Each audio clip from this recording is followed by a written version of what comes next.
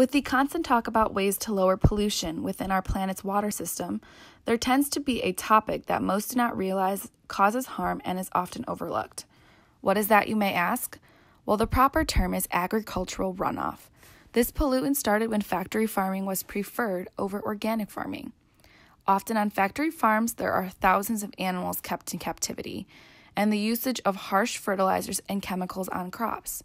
This led to a mass production of food, but also a mass production of waste that is not being managed properly.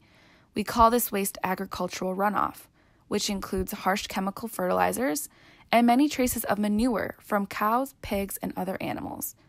These components find their way into all categories of water, globally in our oceans, within some of our largest rivers, and in small local ponds and lakes.